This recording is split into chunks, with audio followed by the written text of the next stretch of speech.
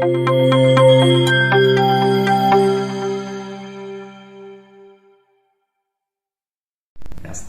Poslaním našej školy je podporovať komplexný rozvoj žiakov tak, aby mohli naplno rozvíjať svoj talent, dosahovať výborné športové výsledky a zároveň získali vzdelanie, ktoré im umožní pokračovať v štúdiu na vysokých školách alebo v ďalšej športovej kariére. Ponúkame štúdium v 4 študijných odboroch, ktoré sú všetky štvoročné s maturitou. Prvé je športové gymnázium, športový manažment, digitálne služby v športe a spracovanie v športe. Čo sa týka organizácie športovej prípravy na našej škole, tak tá pozostáva z tréningového procesu, ktorý je v rozsahu najmenej 10 vyučovacích hodín týždenne. Čiže žiaci majú prichystané aktivity od trénerov na zhruba tých 10 hodín. Samozrejme, líši sa to podľa športu. Takisto ponúkame individuálny režim vzdelávania športovcov.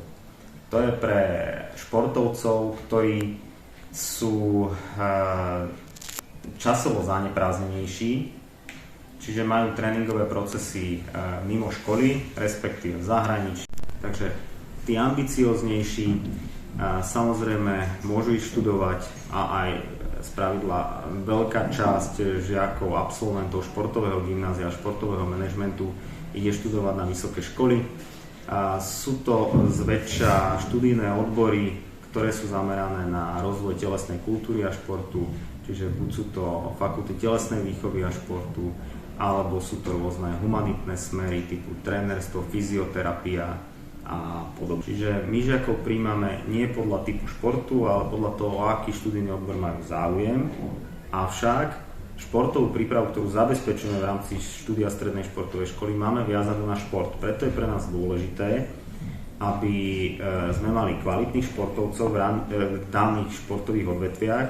Najväčšie zastúpenie športov, ktoré máme na strednej športovej škole v Žiline, sú futbalisti. Máme dlhoročnú a veľmi dobrú spoluprácu s športovým klubom MŠK Žilina. Takisto sú to hokejisti, aktuálne spolupracujeme so športovým klubom Vlci Mládež v Žiline. Takisto veľmi dobrá spolupráca, dlhodobá spolupráca je s cyklistickou akadémiou Petra Sagana, kde v aktuálnom školskom roku máme zriadené Centrum olympijskej prípravy pre cyklistov. A z tých takých prvých absolventov strednej športovej školy ešte v časoch okolo roku 2004, čiže môžeme tu vidieť úspešnú reprezentantku v atletike, paraatletike Lenku Gajarsku, aktuálne Cenigovú, ktorá sa zúčastnila aj na olympiáde. Potom tu môžete vidieť samozrejme ďalších zaujímavých športovcov, našich absolventov, či je to Eliška Mintalová, Dominik Rehák, Marek Hrídik, Peťo Pekarík, úspešní to absolventi, Peťa Smaržová, úspešná paralympionička v rámci lyžovania, Tomáš Ubočán, veľká hviezda Peťo Sagan, ktorý u nás absolvoval istú veľkú časť štúdia v rámci odborov ešte vtedy strednej odbornej školy, ktorá fungovala popri športovom gymnáziu.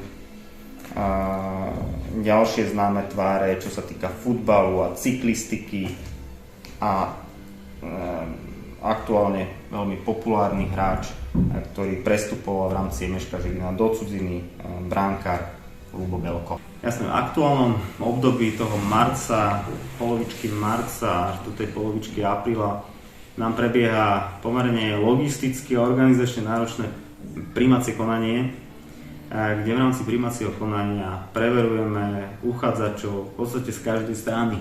Ono to začína vlastne už podaním prihlášky, kde prihláške uchádzači musia predložiť potvrdenie z Národného športového zväzu, že sú talentovaní mládežníci, športovci, že sú vedení v zoznamoch jednotlivých zväzov, národných športových zväzov, čiže futbalisti v Slovenskom futbalovom zväze, hokejisti v Slovenskom zväze ľadového hokeja a podobne. Čiže toto všetko oni musia zdokladovať v rámci prijímacieho konania. Takisto musia mať absolvovanú lekárskú prehliadku. Nie je to taká bežná lekárska prehliadka, ako keď idete na preventívku.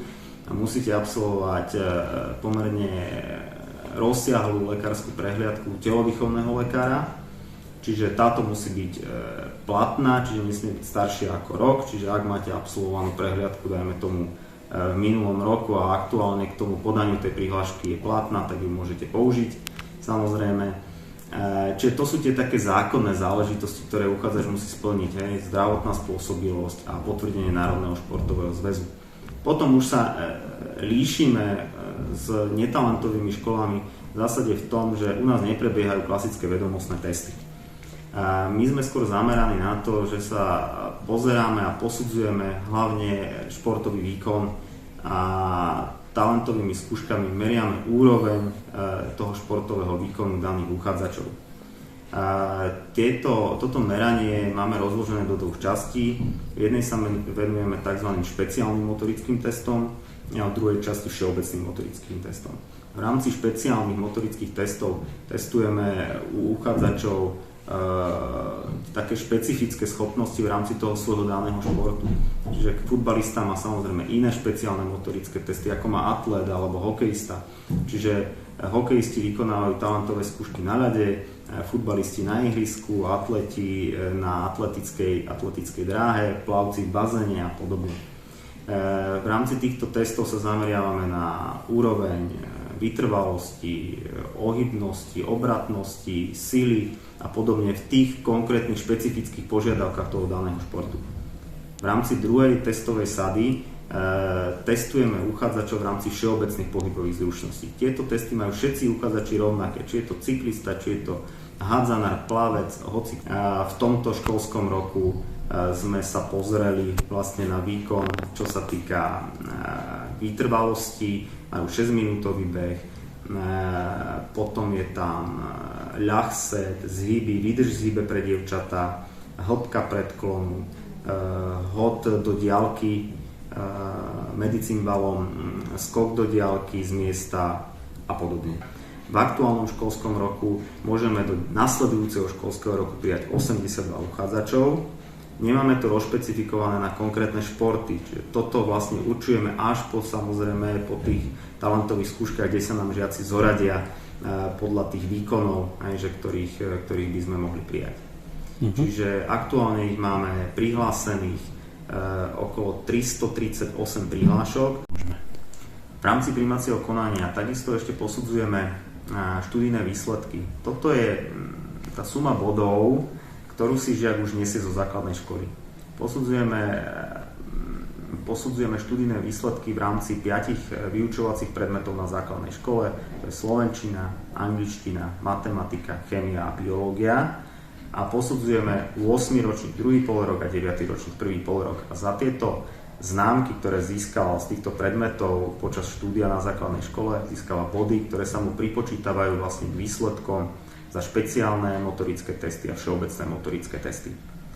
Žiak samozrejme aktuálne hráva nejakú súťaž v rámci svojho športového klubu alebo sa zúčastňuje rôznych pretekov, súťaží, sústredení alebo je reprezentantom Slovenskej republiky.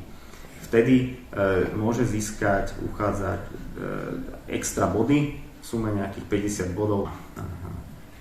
Prihlášku na strednú športovú školu je možné podať do 20. februára príslušného kalendárneho roku s tým, že už musí obsahovať všetky zákonné prílohy, ktoré vlastne ukladá zákon. Čiže musí tam byť potvrdenie Národného športového zväzu, lekárska prehliadka a plus samozrejme známky z 8. ročníka 2. polroku a z 9. ročníka 1. polroku. Čiže toto je činnosť. Veľa z tých testov, ktoré ich čakajú, už o pár mesiacov si môžu pozrieť aj v tomto našom videu. Tak sme pri tom.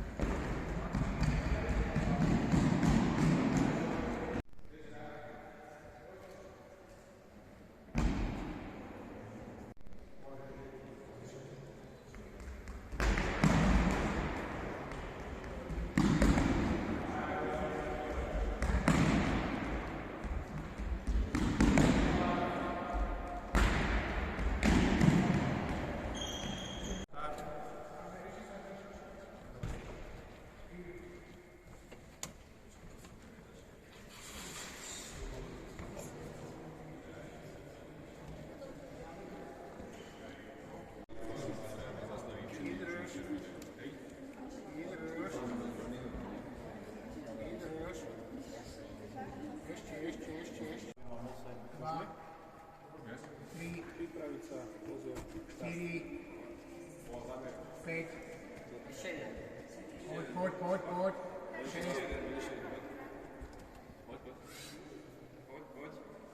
7. Pojď, ještě dáš.